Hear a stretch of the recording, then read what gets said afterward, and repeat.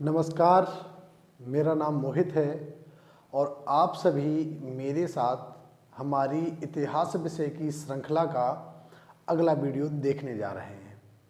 हमारी आज की इस वीडियो का जो टॉपिक है वह हुमायूं पर आधारित है।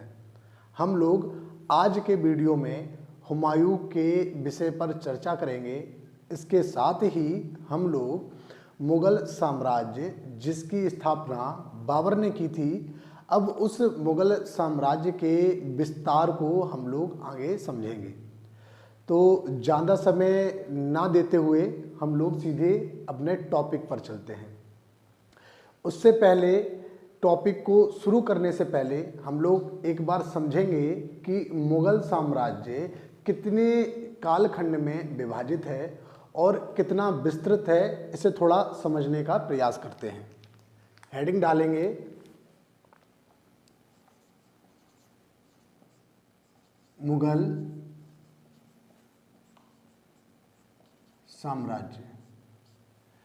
वैसे देखा जाए तो 1526 में स्थापना होने के बाद से मुगल साम्राज्य लगभग 331 वर्ष चलता है, लेकिन यह 331 वर्ष भारतीय इतिहास में इन वर्षों के दौरान कई सारे परिवर्तन हम लोगों को देखने को मिलते हैं और हम लोगों ने अपने भारतीय इतिहास को पहले ही प्राचीन, मध्यकालीन और आधुनिक में विभाजित करके रखा है, जिससे कि विद्यार्थी को या पढ़ने वाले को पढ़ने में सुविधा हो, चीज़ों को समझने में सुविधा हो।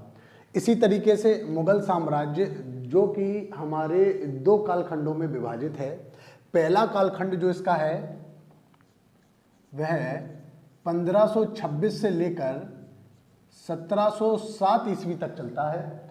वहीं दूसरा जो है वह 1707 ईस्वी से लेकर 1857 ईस्वी तक चलता है। यह 1526 से 1707 वाला जो भाग है वह हमारे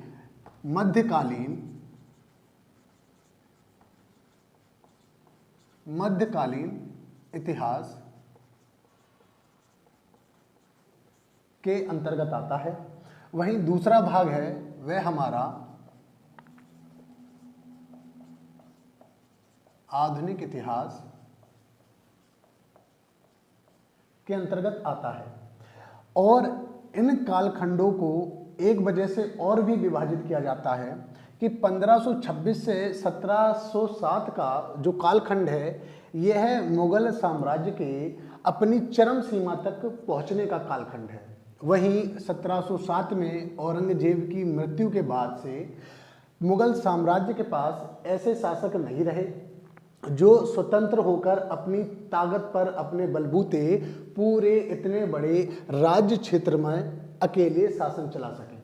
वह कहीं कहीं हम लोगों को मराठाओं की सहायता से तो कहीं अंग्रेजों की कठपुतली बनते हमें दिखाई देते हैं। तो ये वाला जो काल है आधुनिक इतिहास का, जो 1707 से 1857 तक पड़ता है, यह मुगल साम्राज्य के पतन का काल माना जाता है। मध्यकालीन वाले हिस्से को हम लोग मुगल साम्राज्य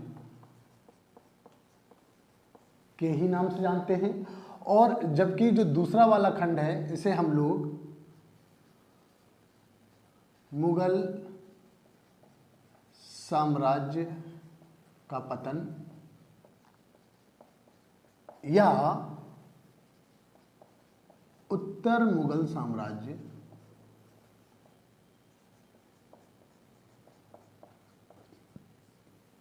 या फिर इसे हम उत्तर मुगल साम्राज्य के नाम से जानते हैं।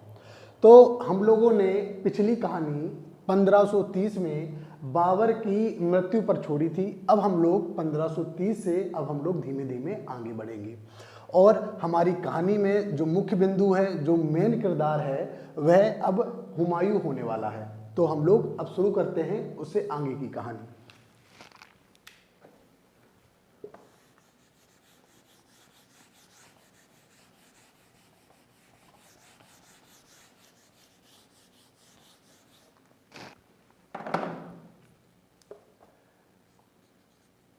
पंद्रह 1530 में बाबर की मृत्यु हो जाती है, उसके बाद से कहानी में एक नए किरदार की एंट्री होती है जो कि बाबर का सबसे बड़ा बेटा है। नाम उसका हुमायूं है। वह बाबर का बड़ा ही आज्ञाकारी लड़का माना जाता है। वह बाबर के साथ में कई उसने युद्ध भी लड़े हैं, जैसे कि खानवा का युद्ध हो गया, पानीपत का युद्ध हो गया। ये दोनों वह बाबर के साथ लड़ता है और गद्दी पर बैठने से पहले थोड़ा बहुत उसे अनुभव भी है, जैसे कि उसने बदख्शां और ये संभल जैसी जागीरों को उसने यहाँ के प्रशासन को पहले देख रखा होता है। पिताजी के साथ ज्यादा लगाव होने के कारण बाबर राज्य की बागडोर हुमायूं को सौंपता तो है, लेकिन इसके साथ में राज्य के बंटवारे के बारे में भी कह जाता है और कह जाता है कि वह अपने भाइयों से अच्छा व्यवहार करे ताउम्र। तो अब एंट्री हो रही है यहाँ पर 1530 में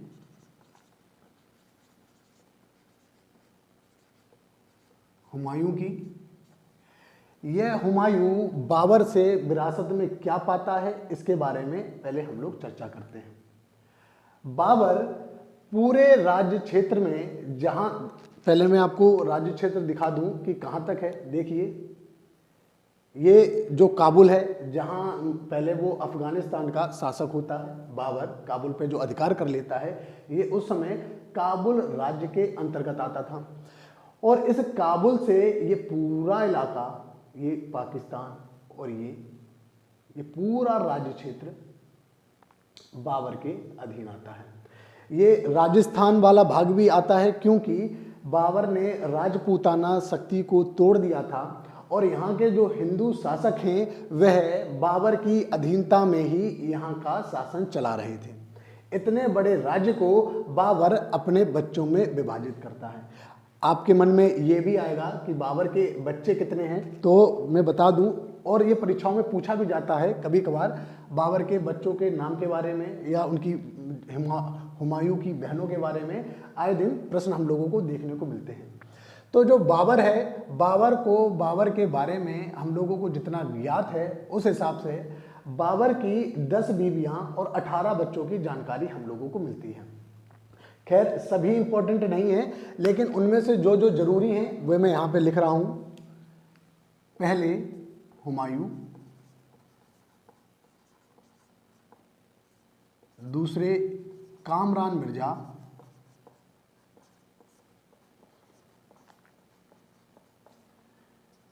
तीसरे अस्करी,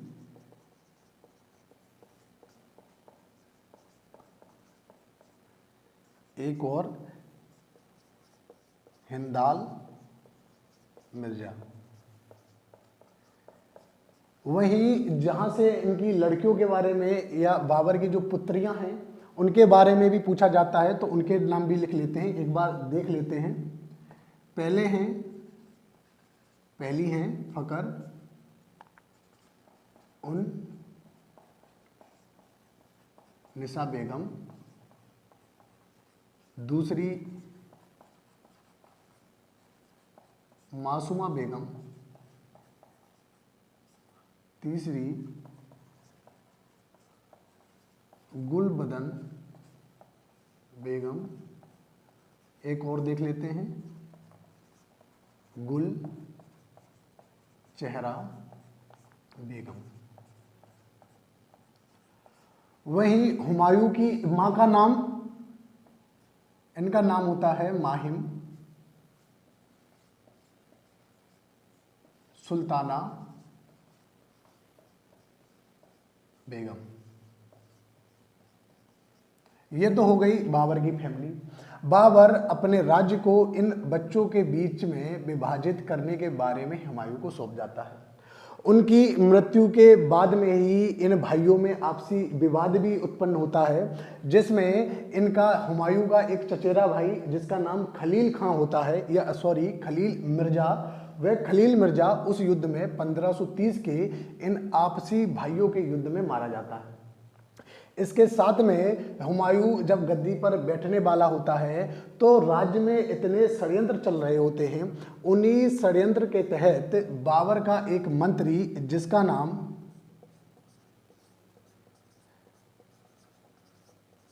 निजामुद्दीन अली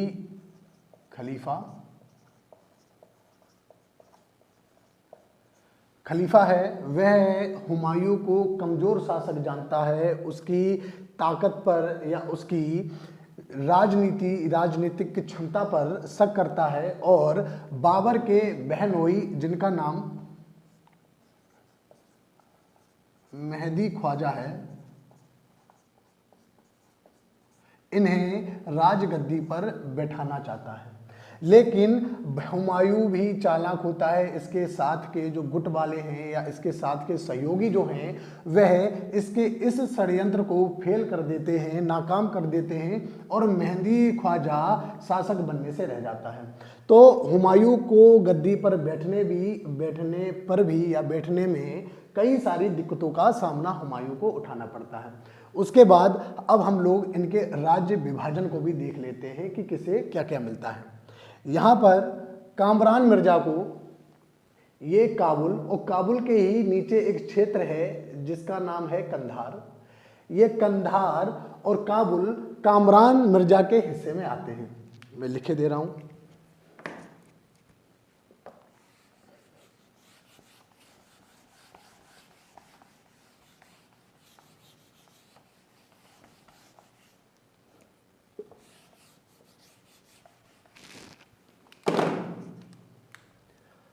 कामरान मिर्जा के हिस्से में काबुल और कंधार वाला क्षेत्र आता है। लेकिन जब आपसी विवाद होता है, कलह होता है, उसके बाद कामरान मिर्जा को ये जो राज्य है पाकिस्तान का, ये ऊपरी राज्य पंजाब प्रांत कहलाता है। पंजाब प्रांत यहाँ भारत के इस हिस्से तक विस्तृत है, लेकिन बंटवारे के बाद आधा पंजाब प्रांत पाकिस्तान में चला गया है और वह पंजाब प्रांत, ये पूरा पंजाब प्रांत कामरान के हिस्से में आ जाता है विवाद के बाद में। इसके साथ ही बाबर को, ये रहा हमारे देश की राजधानी दिल्ली, मान के चलिए ये दिल्ली है। दिल्ली से लगा हुआ नीचे आपको पता है हरियाणा राज्य दिल्ली को घेरे हुए है और उस हरियाणा राज्य में आज का गुड़गांव या गुरुग्राम, और गुरुग्राम के नीचे एक क्षेत्र पड़ता है जिसे हम लोग मेवात नाम से जानते हैं। वह मेवात का इलाका, और मेवात के ये इसके पास में ये रहा मेवात का इलाका। ये मेवात का इलाका उस समय अलवर की जागीर के नाम से जाना जाता था। यह जो अलवर की जागीर है ये तो आती है हिंदाल के हिस्से में।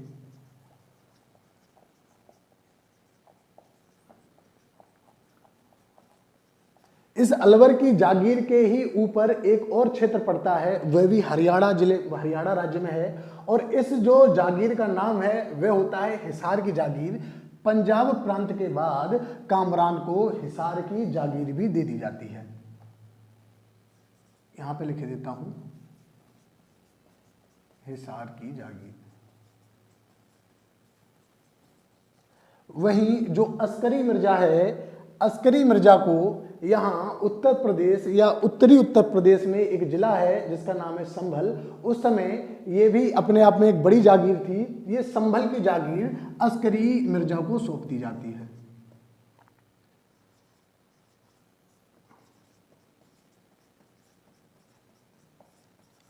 और इन क्षेत्रों के बाद में इस साम्राज्य में जितना भी क्षेत्र बचता है वह पूरा का पूरा हुमायूं के हिस्से में आता है।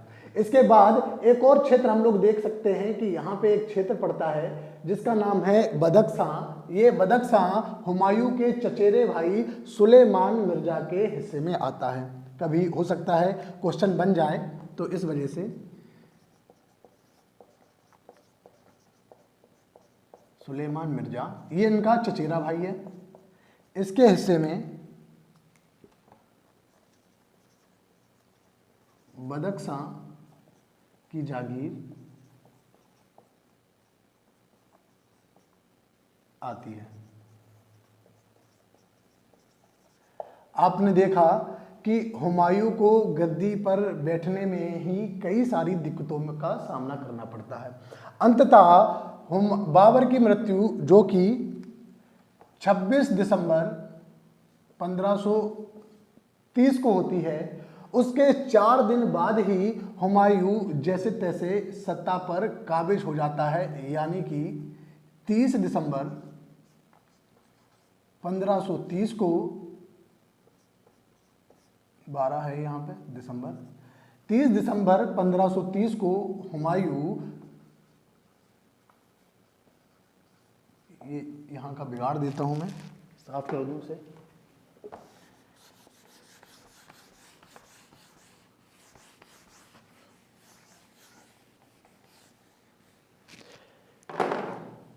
तीस दिसंबर 1530 को हुमायूं राजगद्दी पर बैठता है। हुमायूं जिसका पूरा नाम नासिर उद्दीन, एक साल लिख देता हूं, नासिर उद्दीन मोहम्मद, हुमायूं का पूरा नाम नासिर उद्दीन मोहम्मद होता है, जो कि 30 दिसंबर 1530 को गद्दी पर बैठता है। अब हुमायूं जो कि इस मुगल साम्राज्य या भारतीय हिस्से का, जो मुगल साम्राज्य है उसके भारतीय हिस्से का जो नेतृत्व करता है या शासक करता है, ये जो शासक है इसे बाबर से क्या क्या मिलता है, इस पे भी एक बार नजर दौड़ा देते हैं कि बाबर के द्वारा दिया गया राज्य जो हुमायूं को मिल रहा है, यह राज्य एक दिवालिया राज्य हो चुका है। होता क्या है कि बाबर अपने रिश्तेदारों को बड़ी बड़ी जागीरें सौंपता है। जब रिश्तेदारों को ये बड़ी जागीरें मिलती हैं तो वह कहीं ना कहीं अपने आप में इतने शक्तिशाली हो जाते हैं कि इस राजगद्दी के दावेदार बन जाते हैं और बाद में आके षड्यंत्र करने लगते हैं। जैसा कि अभी हम लोगों ने इस वाली वीडियो में अभी हमने देखा है कि निजामुद्दीन अली खलीफा जो कि बाबर का मंत्री है, वह बाबर के बहनोई को शासक बनाना चाहता है। तो इस तरीके से षड्यंत्र भी हो रहे हैं इस राज्य के अंदर। उसके बाद हमने देखा कि बाबर ने अपने इतने बड़े राज्य को कई छोटे टुकड़ों में विभाजित करवा दिया है, यानी कि अपने लड़कों में बराबर बांट दिया है। बराबर नहीं, किसी को कम किसी को ज़्यादा, लेकिन अपने राज्य का इतना विभाजन कर दिया है। और ये भाई भी जो एक दूसरे का कभी भी सहयोग नहीं करते, एक दूसरे को जब जरूरत पड़ती है ये या तो उदासीन बने रहते हैं और या फिर इनकी सोच इतनी घटिया किस्म की होती है कि ये चाहते हैं कि किसी ना किसी को कोई दिक्कत में कोई अगर फंसता है तो इस समय का कोई फायदा उठा ले और अपने राज्य का विस्तार कर ले। ऐसी इनकी सोच है इन भाइयों की। तो हुमायूं को एक तो ये जो राज्य है इसका एक छोटा सा टुकड़ा हुमायूं को मिल रहा है जो भारतीय क्षेत्र में है, उसके बाद भी ऐसे भाई मिल रहे हैं। और राज्य के अंदर जो परिवार के लोग हैं उनमें भी बराबर षड्यंत्र चल रहा है। इसके बाद हमने देखा कि ये मध्य एशिया, यहाँ फरगना की घाटी में एक राज्य है फरगना, वहाँ से बाबर आता है। और बाबर जब वहाँ से इस ओर चलता है तो उसकी सेना में यहाँ के लोग और उसके पास में उज्बेक जो जगह पड़ती है, उज्बेकिस्तान पड़ता तो ये भी है, लेकिन उस समय एक कबीला हुआ करता था उज्बेकिस्तान में उज्बेक लोगों का। तो उस उज्बेक कबीले के लोग, अफगानिस्तान के अफगानी लोग, इधर शाह इस्माइल प्रथम से सहयोग मिला तो फारसी लोग और पाकिस्तानी लोग और पंजाब प्रांत के लोग और बाद में अपने हिंदुस्तानी लोग, उसकी सेना में अलग अलग समुदाय के लोगों को भर्ती किया गया था। अब इतने सारे या विषम समुदाय के लोगों को काबू में रखना किसी अच्छे खासे राजनीतिक के व्यक्ति का ही काम हो सकता है और यह गुण बाबर में तो था लेकिन हुमायूं में यह गुण बिल्कुल भी नहीं था। तो इतनी बड़ी सत्ता को चलाना और भिन्न भिन्न समुदाय के लोगों के द्वारा ये भी अपने आप में एक बड़ी चुनौती है जिसका हुमायूं अभी सामना करेगा। इसके बाद में जो सबसे बड़ी चुनौती है जो हम लोग देखेंगे कि हुमायूं को भारत से बाहर जाने को विवश कर देगी, वह चुनौती क्या है कि मुगलों को आने से पहले, मुगलों का भारत में आगमन हुआ उससे पहले इस भारतीय क्षेत्र में अफगानों का शासन था। बाबर ने अफगानों को हराया और इस पूरे राज्य क्षेत्र पर अधिकार कर लिया। अब जो यहाँ के जो अफगान हैं, जो अफगान थे, वह कोई भागा बिहार की तरफ या बंगाल की तरफ, कोई नीचे मालवा की तरफ, तो कोई गुजरात की तरफ। और इन्हीं अफगान लोगों में मुख्यतः दो प्रतिद्वंदी ऐसे होते हैं हुमायूं के, जो कि आगे चलकर हुमायूं को परेशान करने वाले हैं, जिनमें से एक का नाम है शेर खां। शेर खां क्या होता है मैं आपको दिखाऊं। शेर खां एक अफगानी है और बिहार के तत्कालीन दक्षिणी बिहार के शासक के यहाँ पर एक उनका सहयोगी या एक मंत्री है, ये समझ लीजिए। अब वह मंत्री उस सहयोगी से जब अनबन हो जाती है तो शेर खां बाबर की सेना में शामिल हो जाता है और सेनापति का काम करता है, और चंदेरी जैसे युद्ध उसने बाबर के साथ बखूबी लड़े हुए होते हैं।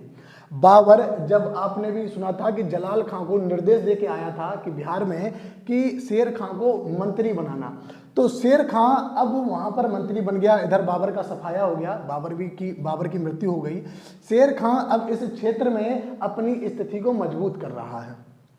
हम लोग दक्षिणी बिहार से, मेरा क्या मतलब है मैं आपको बता दूं कि यहाँ से गंगा नदी हमारी मानिए उत्तराखंड से प्रवाहित हो रही है और ये आके इधर पश्चिम बंगाल होते हुए बांग्लादेश में इधर पद्मा नदी, ब्रह्मपुत्रा से आकर मिल जाती है। तो हमने देखा ये जो इलाका है ये बिहार है। बिहार को गंगा नदी दो भागों में बांट देती है। ऊपर का भाग जो हमारा उत्तरी बिहार कहलाता है और जो दक्षिणी भाग है इसे हम लोग गंगा नदी के दक्षिणी भाग, यानी कि ये वाला भाग, ये हमारा दक्षिणी बिहार कहलाता है। शेर खां इस दक्षिणी बिहार में अपनी स्थिति को मजबूत करता है, अफगान लोगों को एकत्रित करता है। वहीं उत्तरी बिहार में हम लोग देखें जो अगला प्रतिद्वंदी है वह है महमूद खां लोधी है। ये वही महमूद खां लोधी है जो खानवा के युद्ध में राणा सांगा के साथ था, लेकिन युद्ध से पहले वह पार्टी बदल देता है, पाला बदल के वह भाग के यहाँ उत्तरी बिहार में अपने अफगान लोगों के साथ भाग आता है। तो उत्तरी बिहार में महमूद खां लोधी अपने आप को मजबूत कर रहा है, दक्षिणी बिहार में शेर खां अपने आप को मजबूत कर रहा है। और वहीं अगर हम लोग देखें, मैंने पिछले वीडियो में बताया था कि ये गुजरात है और गुजरात के क्षेत्र में कुछ मुस्लिम शासक शासन कर रहे होते हैं। उन्हीं में से एक है जो है बहादुर शाह। ये बहादुर शाह भी अफगानी है और इसने इस पूरे क्षेत्र पर अधिकार कर लिया होता है और इसने 1531 में दक्षिणी राज्यों के साथ एक गुप्त संधि की होती है और इस संधि के अनुसार वह गुजरात के साथ साथ लगभग मालवा के क्षेत्र पर भी अधिकार कर लेता है। यानी कि बहादुर शाह भी अपनी स्थिति मजबूत कर चुका है और ऊपर से आए हुए अफगान सैनिकों को अपने यहाँ पे शरण दे रहा है। तो हमने देखा ये बहादुर शाह और दूसरे शेर खां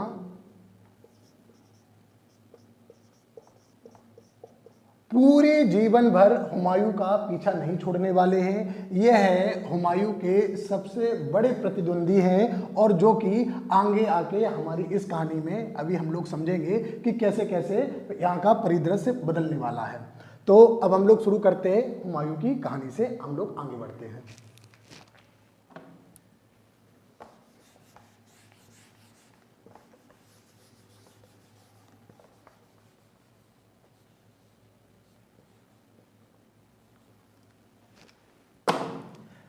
इधर हुमायूं जैसे तैसे गद्दी पर बैठ जाता है, लेकिन इसकी मुसीबतें खत्म नहीं होती हैं। 30/12/1530 में, यानी कि 30 दिसंबर 1530 में हुमायूं गद्दी पर बैठता ही है कि अगले बरस यानी कि 1531 में इसे एक विवाद में उलझ जाना पड़ता है, जिसे हम लोग कालिंजर का विवाद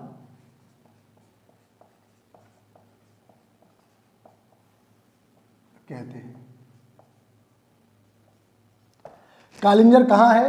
तो कालिंजर मैं आपको बता दूं कि उत्तर प्रदेश वाले एक राज्य से बड़े भली भांति परिचित होंगे जिसका नाम है बांदा। चित्रकूट से पश्चिम दिशा में हम लोगों को एक बांदा जिला मिलता है। उस बांदा जिला में उस बांदा जिला में ही एक जगह है कालिंजर। उस समय कालिंजर अपने आप में एक राज्य था और इस कालिंजर राज्य पे एक हिंदू शासक जिनका नाम है प्रताप रुद्रदेव,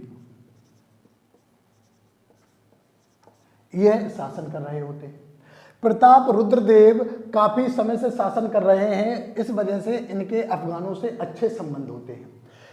प्रताप रुद्रदेव कालिंजर यानी कि ये कालिंजर, और कालिंजर के ही पास में एक जगह पड़ती है जिसका नाम है कालपी।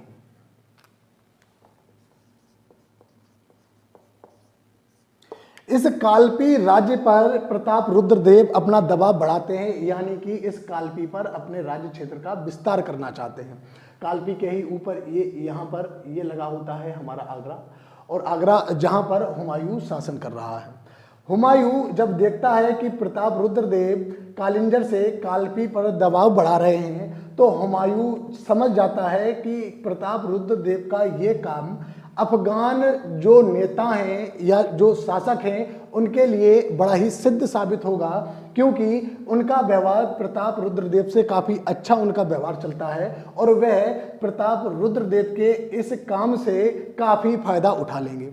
तो हुमायूं इस कालपी पर घेराव करने और कालिंजर पर घेराव करने के लिए आगरा से चल देता है। 1531 की ये बात है। इधर शेर खां और महमूद खां लोधी भी उत्तर प्रदेश की ओर वार करते हैं, इधर की ओर बढ़ते हैं।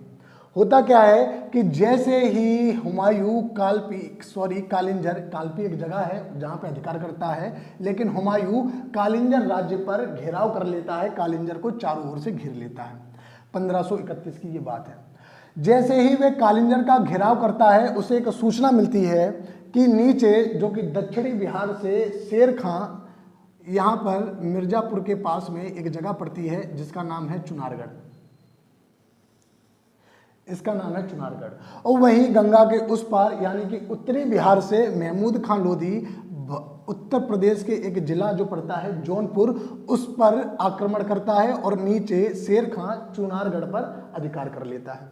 जैसे ही हुमायूं को ये खबर मिलती है जो कि कालिंजर का घेराव करे हुए है, वह समझ जाता है कि इससे ज़्यादा संकट तो हमें अपनी पूर्वी सीमा पर हम लोगों को मिल रहा है। पूर्वी यानी कि इस साइड का, तो पूर्वी सीमा पर उसके पास नए आगंतुक, नए आक्रमणकारी उसके राज्य में प्रवेश करना चाहते हैं। अब उसे इनसे लड़ना बहुत ही जरूरी हो गया है, हुमायूं का इन लोगों से लड़ना और इनकी शक्ति को सीमित करना।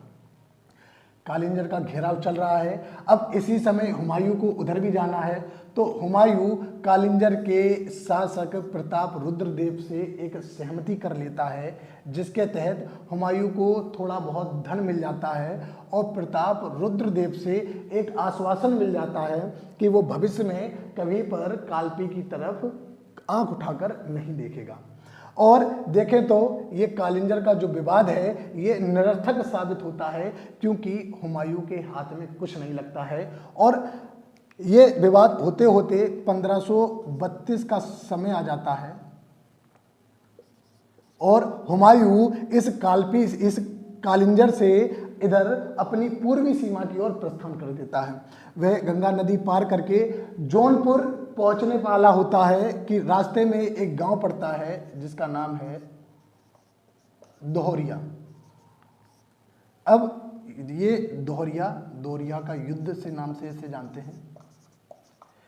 वह दोहरिया नामक ग्राम में पहुंचता है जहां पर उसे महमूद खां लोधी की सेना पहले से तैयार मिलती है। इस दोहरिया में एक भीषण युद्ध होता है और हुमायूं द्वारा इन अफगान सैनिकों को हरा दिया जाता है, जिसका नेतृत्व महमूद खां लोधी कर रहा होता है। सेना के पराजय होते ही महमूद खां लोधी मैदान से भाग जाता है और जब नेता ही मैदान से भाग जाएगा तो अफगान सैनिकों में महमूद खां लोधी की प्रतिष्ठा शून्य हो जाती है और महमूद खां लोधी फिर भविष्य में कभी भी राजनीति में भाग नहीं लेता है। और यहीं से महमूद खां लोधी भी हमारी कहानी से इसे हटा देते हैं। अब इसका कोई काम नहीं, महमूद खां अब यहीं से इनकी कहानी समाप्त हो गई। तो दोहरिया का युद्ध होता है। तो एक तरफ तो उन्होंने एक समस्या को तो उन्होंने निस्तारण कर लिया। अब नीचे शेर खां जो कि चुनारगढ़ का घेराव करे हुए बैठा है, उस पर अधिकार कर लिया है, अब उससे भी निपटना जरूरी है। तो ऊपर से हुमायूं गंगा नदी पार करके चुनारगढ़ की तरफ चल देता है। अब हम लोग आगे देखते हैं।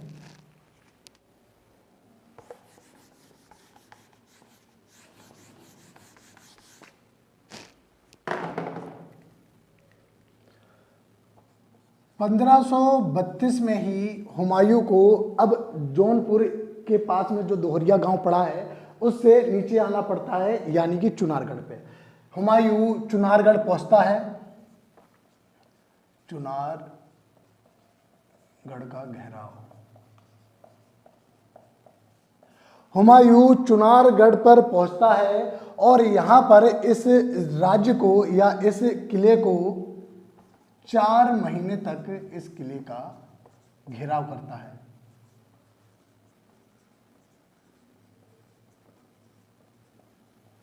अब आप समझिए स्थिति को कि आगरा से चले 1531 में और इधर कालिंजर पर इनकी सेना पड़ाव डालती है, फिर एक दोहरिया का युद्ध लड़ती है और अब चुनारगढ़ का घेराव, वो भी 4 महीने।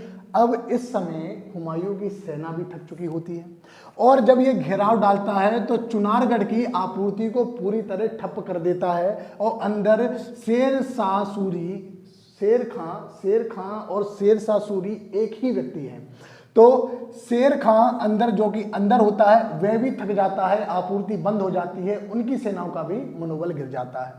इन 4 महीने के दौरान एक और नई घटना घटती है जो कि हमारे पश्चिम दिशा में है। हम लोग देखते हैं कि यहाँ पर जो कि बहादुर शाह था वह अपने राज्य का विस्तार करते हुए ये जो मुगल साम्राज्य के अधीन जो हिंदू राज्य थे उन पर वह आक्रमण कर देता है और उन राज्यों को हथियाने लगता है, जिसमें से एक चित्तौड़गढ़ है। यहाँ पर कुछ राज्य हैं जिनके बारे में बता दूं, आगे आप ध्यान रखना। एक यहाँ पर पड़ता है चित्तौड़गढ़, राजस्थान की मैं बात कर रहा हूँ, ये चित्तौड़गढ़, और चित्तौड़गढ़ के उत्तर पश्चिम में एक राज्य पड़ता है जिसका नाम है मेवाड़।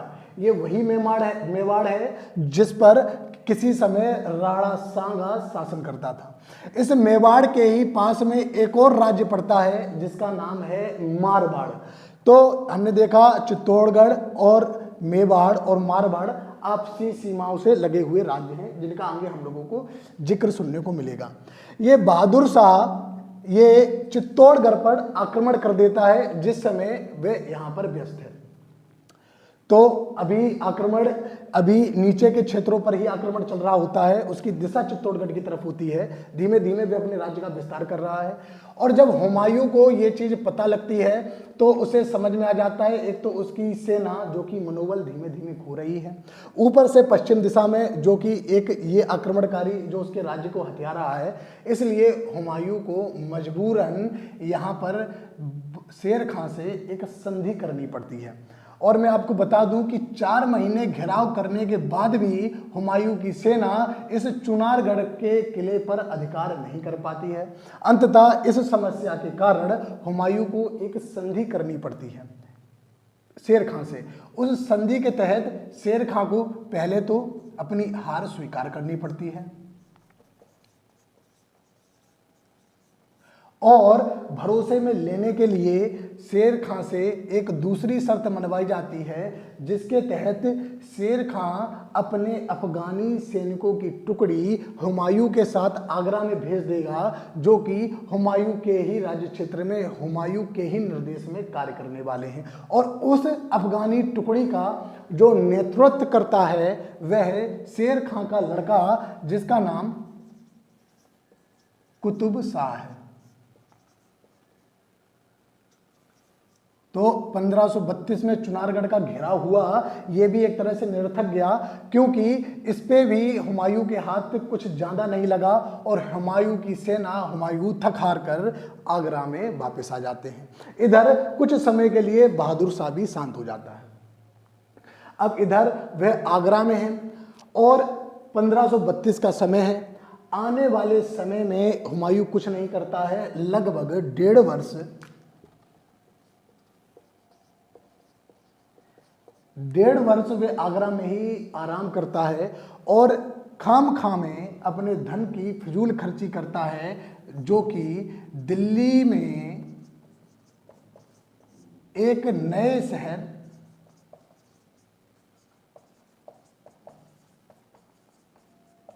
शहर का निर्माण कराता है जिसका नाम दीनपना। यह 1532 में आने के बाद 1.5 वर्ष आराम करता है, कोई कार्य नहीं करता है, और इसी बीच दीनपना का निर्माण होता है जो कि दिल्ली में ही है। दिल्ली में ही एक नए शहर का निर्माण होता है जिसका नाम दीनपना होता है, और इसमें ये अपार धन खर्च करता है। तभी क्या होता है कि समय आ जाता है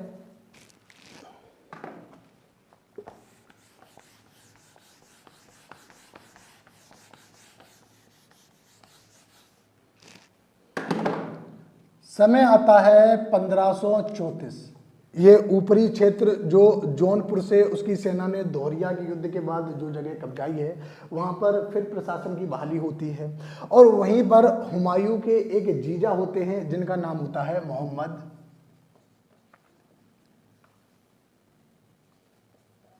जमान मिर्जा, और इसका एक चचेरा भाई जिसका नाम होता है मोहम्मद सुल्तान मिर्जा।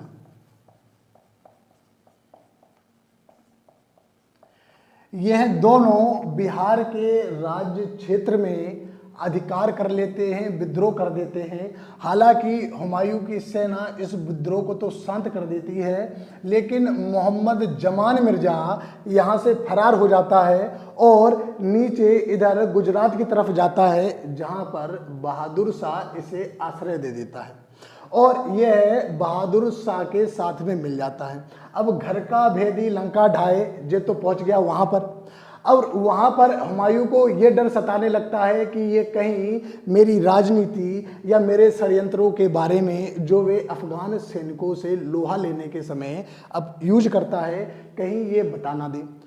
और यह हुमायूं बहादुर शाह से इसे वापस करने के लिए कहता है, लेकिन बहादुर शाह हुमायूं की इस मांग को ठुकरा देता है।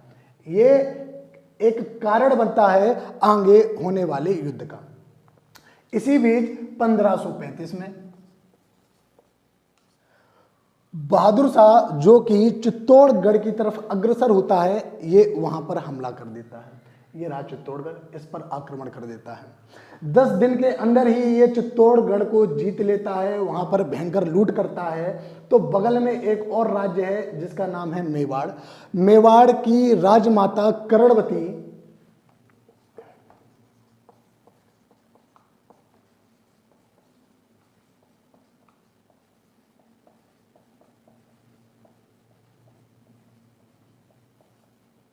हुमायूं को एक राखी भेजती हैं। राखी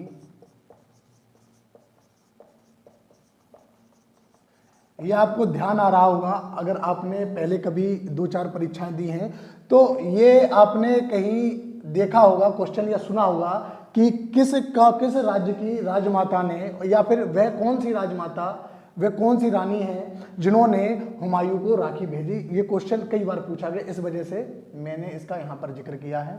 मेवाड़ की राजमाता कर्णवती राखी भेजती हैं हुमायूं को, और हुमायूं से एक भाई होने के नाते मेवाड़ राज्य की रक्षा करने की मांग करती हैं, मिन्नतें करती हैं। और इस राखी के बाद में, राखी मिलने के बाद में हुमायूं जो कि आगरा में बैठा है वह इधर कूच कर देता है, और चित्तौड़गढ़ से लगभग 60 मील की दूरी पर एक और राज्य होता है, एक जगह है, राज्य नहीं एक जगह है जिसका नाम है मंडासौर।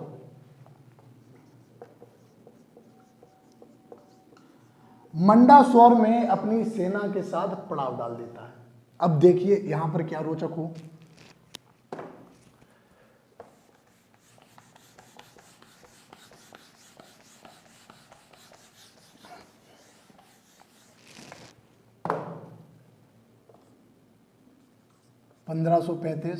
मंडासौर।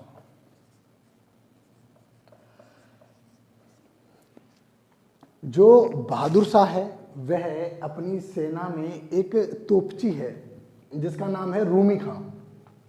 इस तुर्की तोपची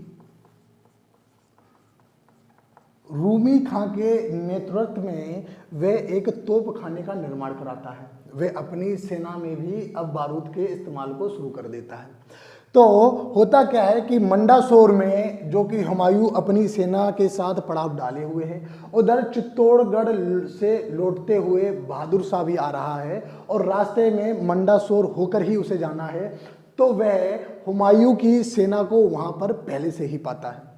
अब उधर उसकी सेना भी वहीं रुक जाती है और इधर हुमायूं की सेना पहले से ही वहां पर मौजूद है।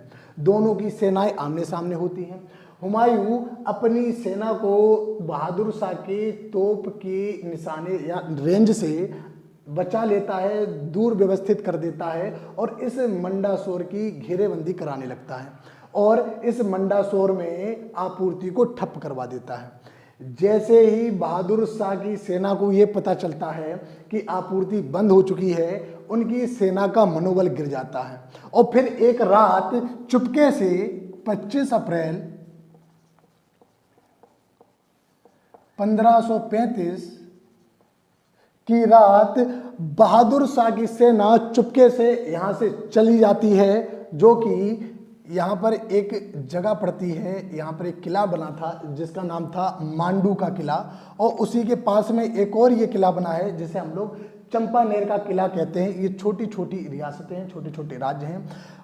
बहादुर शाह मंडासोर, पहले तो मंडासोर से चलता है, मांडू के किले पर पहुंचता है, वहां पर रुकता है, फिर चंपानेर, ऐसे ही होते हुए वह गुजरात के दीव में जा पहुंचता है।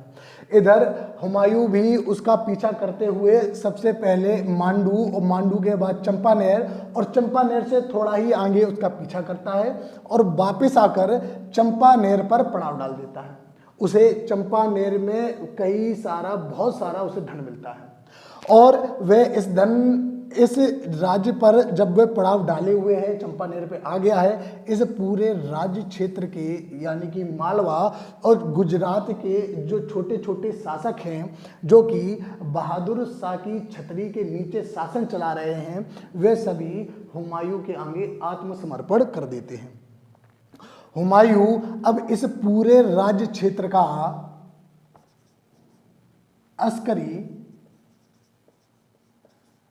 अस्करी को इस पूरे राज्य क्षेत्र का राज्यपाल या गवर्नर नियुक्त कर देता है और चंपानेर में अस्करी की नियुक्ति करने के बाद वह मांडू में वापस आ जाता है। अब ये दो राज्य इतने महत्वपूर्ण होते हैं कि बताते हैं कि मुगल साम्राज्य जो हुमायूं के राज्य क्षेत्र में पड़ता है, उसके कई बड़े राज्य इतना धन इकट्ठा, इतना टैक्स इकट्ठा नहीं कर पाते हैं जितना कि ये दोनों राज्य देते हैं। ये हुमायूं के हाथ में दो पके फल जैसे होते हैं। वह मांडू में है, उसका भाई अस्करी जो कि चंपानेर में बैठा हुआ है। तभी क्या होता है कि अस्करी को सूचना मिलती है कि बहादुर शाह वापस से चढ़ाई करने आ रहा है, अपने खोए हुए राज्य क्षेत्रों को वापस लेने आ रहा है और इस कमजोर दिल के आदमी से रुका नहीं गया और ये यहाँ से आगरा की तरफ भाग चलता है। जब हुमायूं को ये बात पता चलती है कि अस्करी चंपानेर का किला छोड़कर आगरा की तरफ अग्रसर है, तो हुमायूं के मन में एक शंका पैदा होती है कि कहीं अस्करी आगरा जाकर मेरे राज्य क्षेत्र पर कहीं अधिकार तो नहीं कर लेगा। और हुमायूं भी अस्करी के पीछे चल देता है। मांडू और चंपानेर दोनों पीछे छूट जाते हैं। रास्ते में दोनों मिलते हैं, दोनों में सहमति बनती है। हालांकि अस्करी को बाद में माफ कर दिया जाता है और हुमायूं आगरा में और बहादुर शाह फिर से अपने दोनों राज्यों में, और बहादुर शाह को अपना खोया हुआ राज्य क्षेत्र मिल जाता है।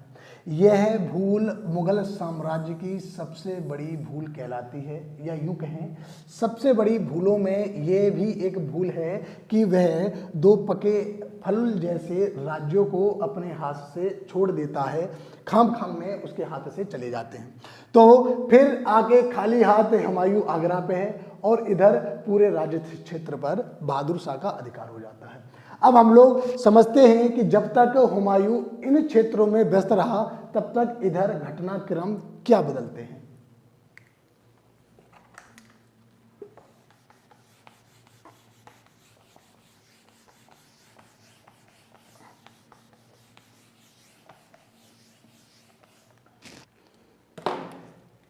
इधर तब तक क्या होता है कि दक्षिणी बिहार, उत्तरी बिहार, इनके पास में ही ये एक जगह लगी है जो कि हमारा पश्चिमी बंगाल कहलाता है। उस समय का बंगाल है ये। और इस बंगाल के, जैसा कि आपको पता है कि नुसरत शाह इस बंगाल के शासक हैं। नुसरत शाह की तब तक मृत्यु हो जाती है और नुसरत शाह का लड़का है जिसका नाम है महमूद शाह। अभी आपने एक और महमूद को पढ़ा था, वह महमूद खान लोधी था और यह महमूद शाह है जो कि नुसरत शाह का लड़का है। यह राज्य पर बैठता है और राज्य पर बैठते राज्य की स्थिति कमजोर हो जाती है।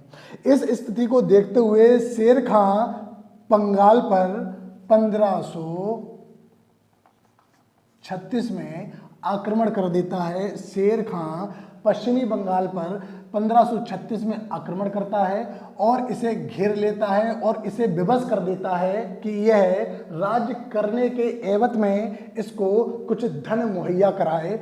और शेर खां महमूद शाह से लगभग 13 लाख दिनार लेकर लौटता है।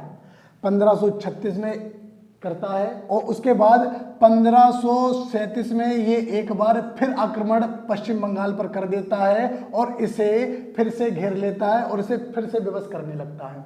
इधर हुमायूं जो कि आगरा में है, वह जब इस स्थिति को देखता है तो वह जानता है कि शेर खां अपनी स्थिति को मजबूत कर रहा है और ये कल मेरे लिए कोई खतरा पैदा ना कर दे और इसकी शक्ति को यहीं पर कम करना चाहिए, इस पर दबाव बढ़ाना चाहिए। इस वजह से इधर से हुमायूं 1537 में इधर बिहार की तरफ या यूं कहें चुनारगढ़ की तरफ फिर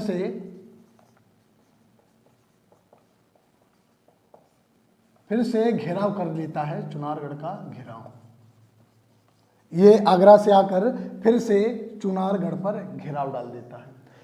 फिर 6 महीने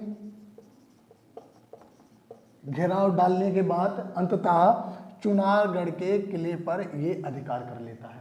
इधर इसका अधिकार है और उधर पश्चिम बंगाल पर शेर खां का अधिकार है। उस समय पश्चिम बंगाल की जो राजधानी है, अगर पूछ ली जाए, वैसे मैं आपको जानकारी के लिए बता दूं कि उस समय की राजधानी जिसका नाम गौर था, ये गा है गौर, उस समय पश्चिम बंगाल की राजधानी गौर होती है। बहादुर खां गौर पर अधिकार किए हुए हैं, इधर हुमायूं चंपानेर पर इधर चुनारगढ़ पर अधिकार किए हुए हैं। दोनों तरफ अपनी अपनी तरफ है, अपनी अपनी जगह पर दोनों लोग व्यवस्थित हैं। काफी लंबा समय बीत जाता है और इधर राज्य भी चलाना है, तो दोनों के मन में आपस में समझौता करने की इच्छा प्रकट होती है। और ये यहाँ पर चुनारगढ़ है और चुनारगढ़ के ऊपर ही एक और जिला पड़ता है जिसका नाम है बनारस। बनारस में शेर खां अपने दूत को भेजता है समझौता करने के लिए और हुमायूं भी यहाँ पर बनारस पहुँचता है। दोनों में समझौते की बात चलती है। हुमायूं के मन में एक विचार आता है कि वह क्यों ना 10 लाख रुपए में बंगाल का, पश्चिमी बंगाल का क्षेत्र हुमायूं को दे दे और बिहार के क्षेत्र पर खुद अधिकार कर ले। बात बनने ही वाली होती है कि महमूद शाह जो कि नुसरत शाह का लड़का है, इसका एक दूत हुमायूं के पास बनारस पहुंचता है और उससे रिक्वेस्ट करता है, मदद मांगता है कि वह उसके गुरु की जान बचा ले।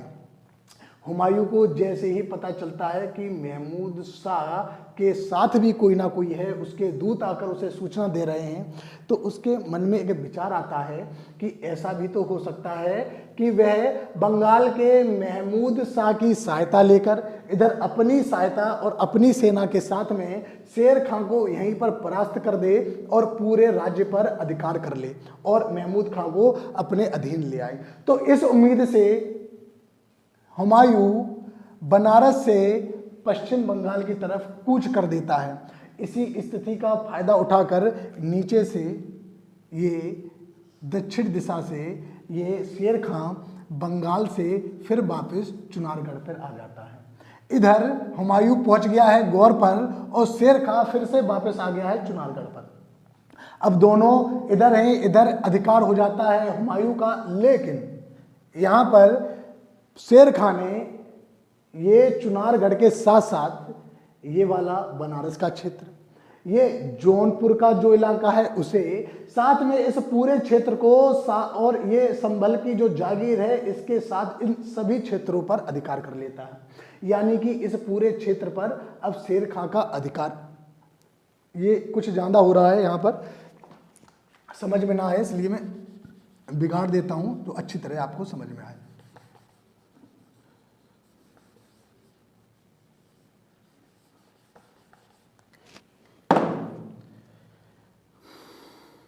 ये आगरा है और ये चुनारगढ़ और ये यहाँ पर गौर। यहाँ पर हुमायूं है, यहाँ पर शेर खां है जो कि अब इस पूरे क्षेत्र पर अधिकार कर लेता है। और यहाँ पर इनके हाथ में सिर्फ पश्चिम बंगाल का एक छोटा सा जिला या राजधानी गौर ही इनके हाथ में है। तब तक इन्हें इसी स्थिति में हुमायूं को बंगाल में 8 महीने गुजारने पड़ते हैं। समय बदलता है और समय आता है 1539।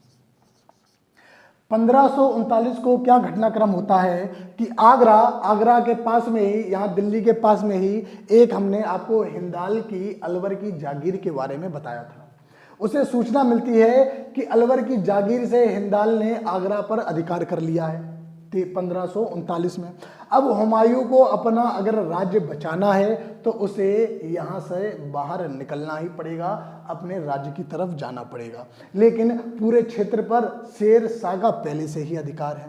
लेकिन इस मुसीबत का सामना करते हुए हुमायूं 1539 को बंगाल से निकलकर अपने राज्य की तरफ चलता है और रास्ते में एक जगह पड़ती है, बिहार में ही ये जगह है, दक्षिणी बिहार में, जिसका नाम है चौसा। इस चौसा में पहुंचता है जहां पर उसे शेर खां की सेना पहले से मौजूद मिलती है। अब इस चौसा में एक भीषण युद्ध होने वाला है।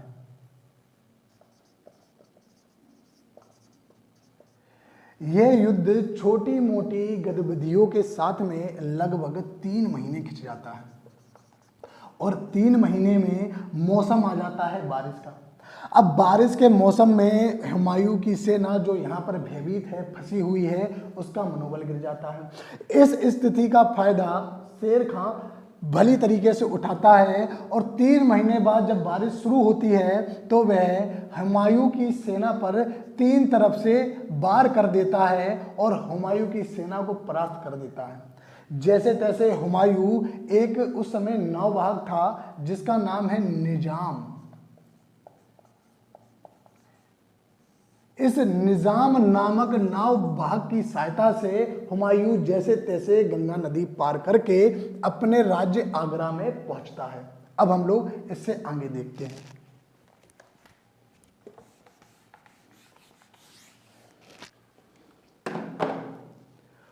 हुमायूं जैसे ही यहाँ से भागकर आगरा पहुंचता है और शेर खां को पता लगता है कि हुमायूं फरार हो गया, तो वह शेर खां भी हुमायूं का पीछा करता है और अपने आप को रक्षात्मक पोजीशन में रखते हुए वह यहाँ पर एक जिला पड़ता है उत्तर प्रदेश में, आगरा के थोड़ा देखें तो उत्तर पूर्व में एक जिला पड़ता है जिसका नाम है कन्नौज।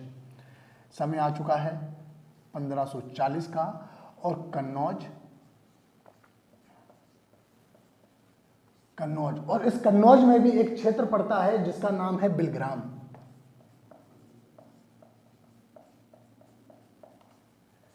इस बिलग्राम में पहुंचता है और जब हुमायूं को पता चलता है कि यह मेरे राज्य के नजदीक आ गया है तो वह विवश होकर इस पर आक्रमण करने के लिए आगरा से चलता है और बिलग्राम में एक युद्ध होता है जिसे हम लोग बिलग्राम का युद्ध कहते हैं। इस बिलग्राम के युद्ध में फिर भीषण लड़ाई होती है और मौसम फिर वही बारिश का शुरू हो जाता है और फिर शेर खां हुमायूं की सेना को पराजित कर देता है और हुमायूं को 1540 में यहाँ से भागना पड़ता है, भारत को छोड़ना पड़ता है और हुमायूं यहाँ से भागकर पहले अपने भाई के राज्य क्षेत्र लाहौर में पहुँचता है। अब देखते हैं इससे आगे क्या होता है कि शेर खां जो कि अब जीत चुका है, वे पूरे राज्य क्षेत्र पर जो हुमायूं द्वारा छोड़ा गया है उस पर अब शेर खां का अधिकार हो जाता है। और शेर खां जब हुमायूं पहले तो लाहौर पहुंचता है, फिर सिंध, और इस तरह वह फारस चला जाता है या पर्सिया चला जाता है, और शेर खां इसके जाने के बाद कामरान से ये पूरा क्षेत्र, ये पंजाब प्रांत भी ये उससे कब्जा लेता है। अब ये क्षेत्र शेर खां के अधीन है। अब देखते हैं हुमायूं के साथ क्या होता है, जो कि अब 15 वर्ष निर्वासित जैसा जीवन अब काटने वाला है। तो अब समझते हैं हुमायूं की अब इससे आगे क्या होता है हुमायूं के साथ में।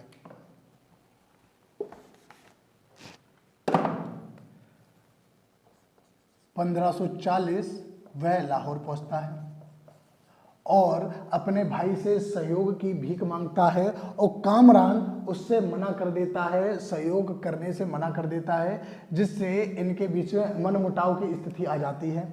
और उससे जब वे इस पंजाब प्रांत का छोटा सा क्षेत्र मांगता है तो कामरान इससे भी बिल्कुल इनकार कर देता है और दोनों में खटास आ जाती है।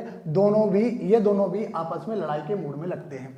अब हुमायूं भी अब सोचता है कि वह कामरान से क्षेत्र जीत ले, इससे लड़के या कैसे भी जीत ले और दोबारा अपने राज्य क्षेत्र को वो वापस पा सके। लेकिन ऐसा अभी तो नहीं होता है, लेकिन आगे हम लोग देखते हैं कि लाहौर के बाद हुमायूं पहुंचता है सिंध। ये रहा पाकिस्तान में, ये पंजाब है, मैं फिर बिगाड़ना पड़ेगा, ये है पाकिस्तान। और पाकिस्तान में ये ऊपरी प्रांत जो कि पंजाब में आता है, और ये नीचे वाला जो प्रांत है ये आता है सिंध में।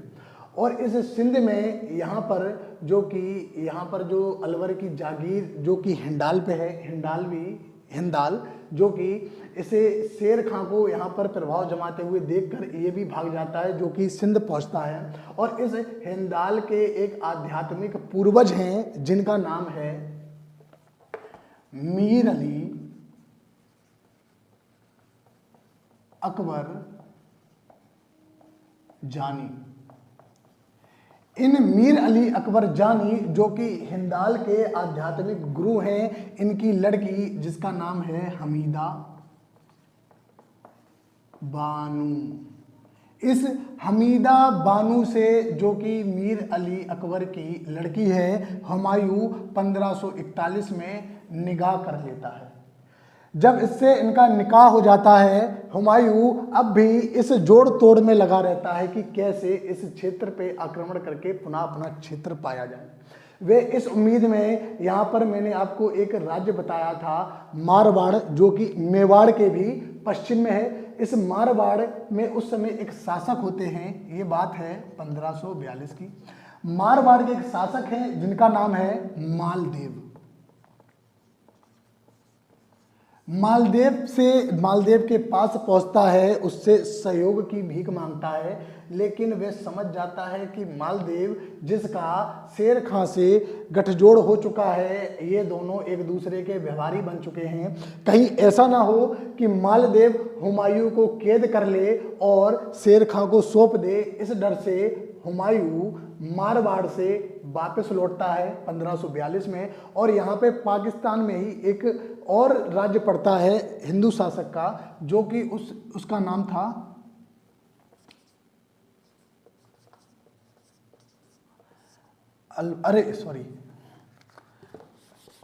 अमरकोट।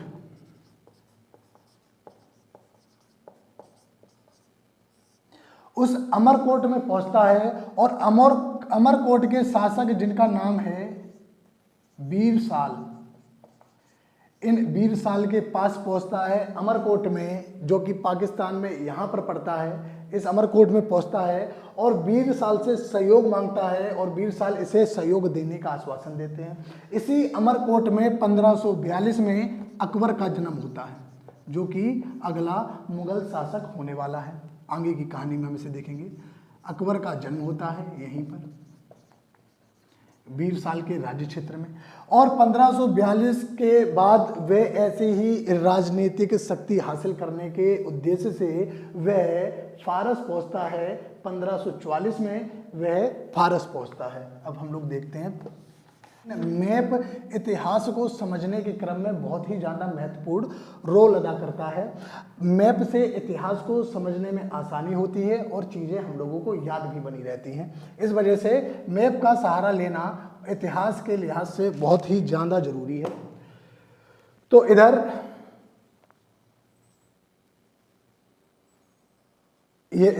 यहाँ पर पहुंचता है 1544 में। 1544 में फारस पहुंचता है हुमायूं। फारस में बाबर के समय एक शासक थे जो कि सफीवी वंश से बिलोंग करते थे। उनका नाम था शाह इस्माइल प्रथम। उन शाह इस्माइल प्रथम की मृत्यु के बाद उनका लड़का जिसका नाम है शाह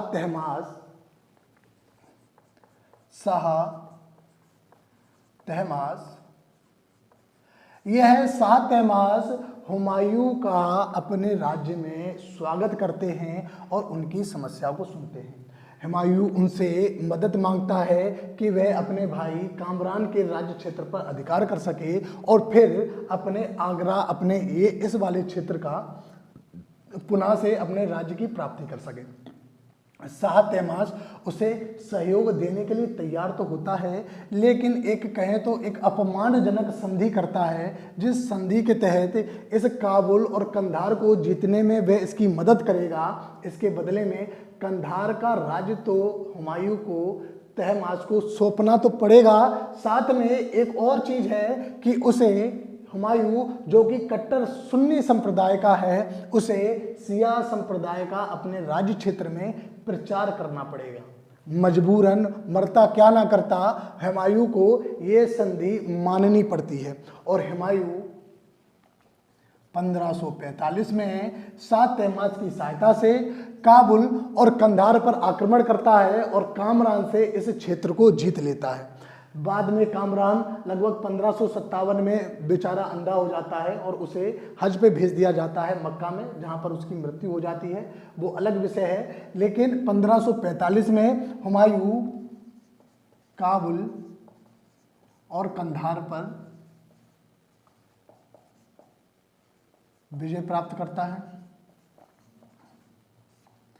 कंधार पहले तो शाह तहमास को सौंप दिया जाता है, लेकिन शाह तहमास की मृत्यु के बाद में ये फिर से इन्हीं के राज्य में आके शामिल हो जाता है।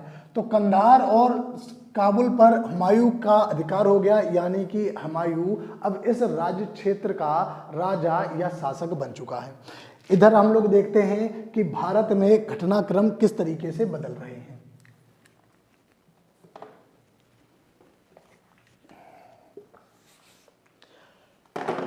इधर शेर खां जो कि दिल्ली को केंद्रीय शक्ति राजधानी बनाने के बाद इस पूरे राज्य क्षेत्र पर अपने शासन को चला रहा होता है।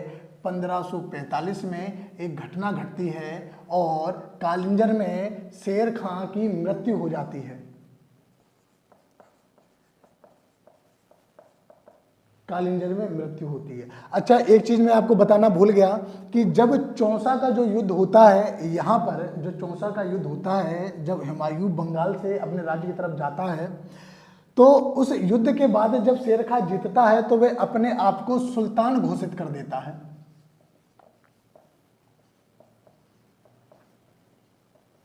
और भारत में सूरी वंश की स्थापना करता है और अपने आप को एक उपाधि देता है जिसका नाम है शेर शाह।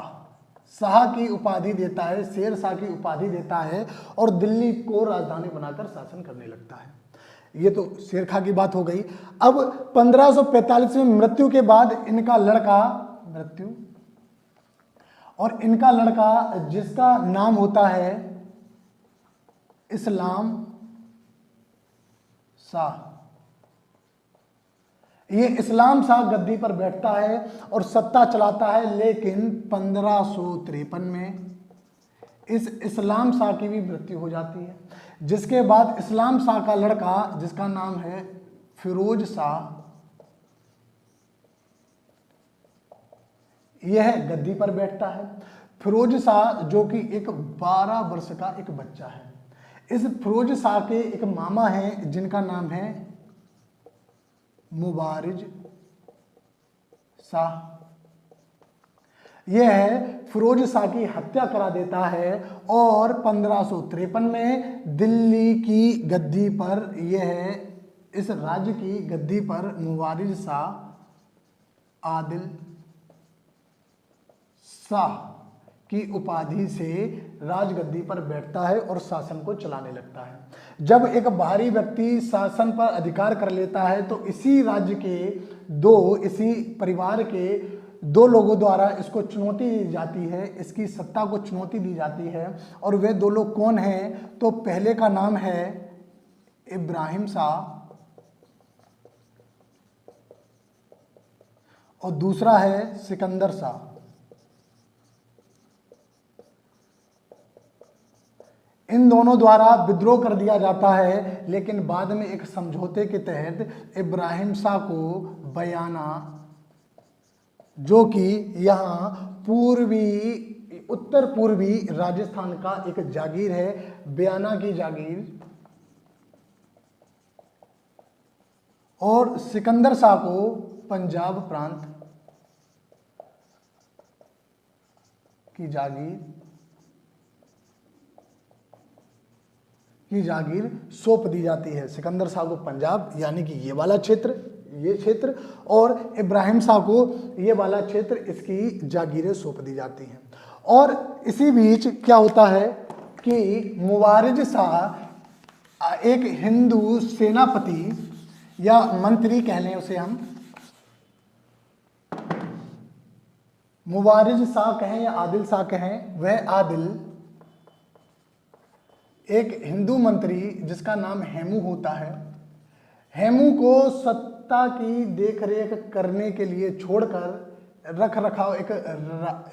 रखवाली करने के लिए, हम लोग कहते हैं कि रखवाली करने के लिए हेमू को छोड़कर वह चुनारगढ़ चला जाता है और वहां पर आराम से रहने लगता है।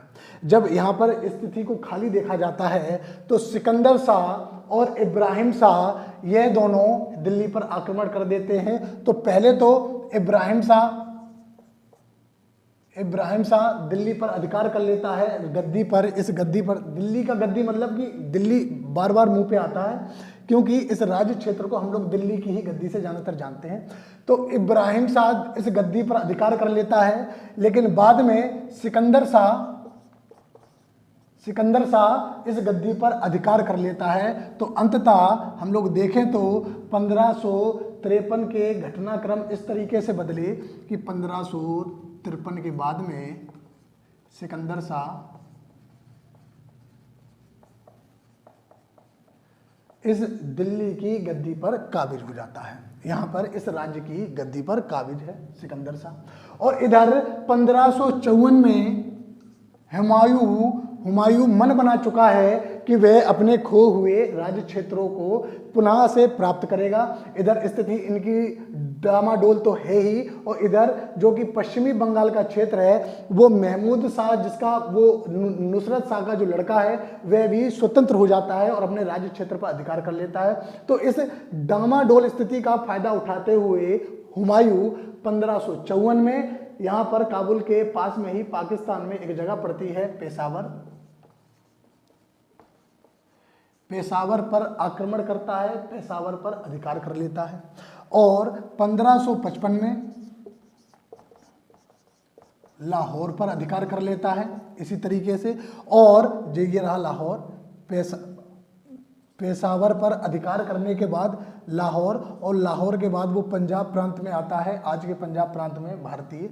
और 1555 में ही मई 1555 में एक जगह का नाम है माछीवाड़ा। इस माछीवाड़ा में, जो कि पंजाब में यहाँ पर पड़ता है, एक युद्ध लड़ता है जो कि सिकंदर शाह के भेजे हुए सेनापति जिनका नाम है तातार खां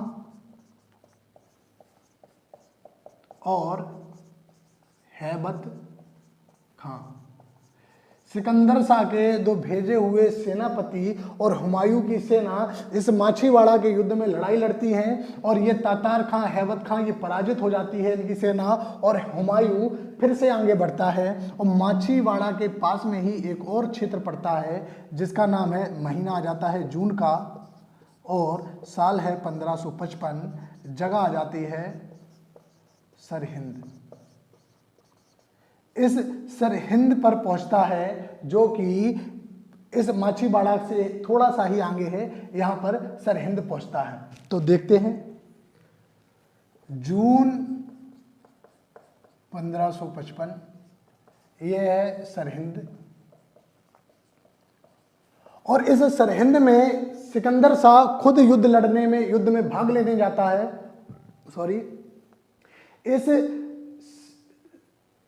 सरहिंद में सिकंदर शाह फिर भाग लेने जाता है, और उधर से हुमायूं की सेना, इधर सिकंदर शाह की सेना, जो कि सिकंदर शाह इस समय इस साम्राज्य का शासक है, इन दोनों की सेनाएं आपस में भिड़ती हैं और सिकंदर शाह इस युद्ध के मैदान से भाग जाता है और उसकी सेना पराजित हो जाती है।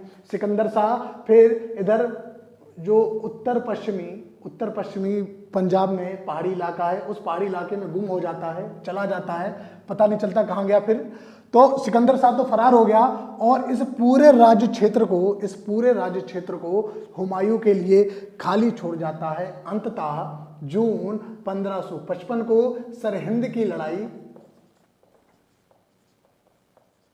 लड़ाई के बाद हुमायूं को पूरा क्षेत्र पुनः प्राप्त हो जाता है। लेकिन हुमायूं, जिसका जीवन हमेशा कष्टों भरा रहा है, अभी भी सुकून नहीं मिलता है और अंततः 1556 में वह घड़ी निकट आ जाती है जब वे दिल्ली में अपने ही द्वारा बनाए गए शहर दीनपरा में स्थित एक पुस्तकालय की सीढ़ियों से गिरकर उसकी सिर की हड्डी फूट जाती है या सिर फूट जाता है, कुछ भी समझ लीजिए, वो हो जाता है और 1556 में हुमायूं की मृत्यु हो जाती है। और यहाँ पर हमारी कहानी समाप्त होती है। हुमायूं मरने से पहले ही अकबर को अपना उत्तराधिकारी घोषित कर जाता है। तो हमने इस पूरे हुमायूं के जीवन के बारे में गहरी नज़र डाली। मैं समझता हूँ जितना मैंने हुमायूं के बारे में पढ़ा दिया है इससे बाहर नहीं आएगा। समय वीडियो में इसलिए ज़्यादा लगा कि हम लोग चीज़ों को नक्शे पर भी समझ रहे हैं। अगर मैं इन्हें सीधे सीधे अगर लिखाता हुआ चलूँ या बोलता हुआ चलूँ तो नक्शे का सहारा ना लूँ तो चीज़ें बड़ी जल्दी ख़त्म हो जाएंगी और आपका वीडियो भी लंबा नहीं होगा, लेकिन चीज़ें समझ में नहीं आएंगी, इतनी अच्छी तरह समझ में नहीं आएंगी। नक्शे के हिसाब से, इतिहास को नक्शे के हिसाब से ही पढ़ना चाहिए। तो ये तो था हमारा आज का वीडियो। अब हम लोग अपनी इतिहास श्रृंखला की अगली कड़ी में हम लोग थोड़ा शेर शाह सूरी के बारे में जानेंगे, उसके साथ ही उसके प्रशासन को भी समझ लेंगे, क्योंकि हम लोग मुगल साम्राज्य के शासकों के बाद में इनके मुगल साम्राज्य के प्रशासन को भी समझेंगे। और शेर शाह सूरी को यहीं पे ख़त्म करना है, तो इसलिए शेर शाह सूरी को उसके प्रशासन के जैसे उसने प्रशासन चलाया, इन सारी चीज़ों को एक साथ हम लोग अगले वीडियो में कवर करके वहाँ सूरी वंश को ख़त्म कर देंगे। और इसी तरह अब हमारा अगला वीडियो आने वाला है और आप चैनल को सब्सक्राइब, शेयर और लाइक ज़रूर किया करिए। शेयर तो ज़रूर किया करिए, सब्सक्राइब और शेयर तो आपको ज़रूर करना है। और इसी तरह वीडियो हमारी आती रहेंगी। आपको वीडियो कैसा लगा कमेंट में बताइए। धन्यवाद।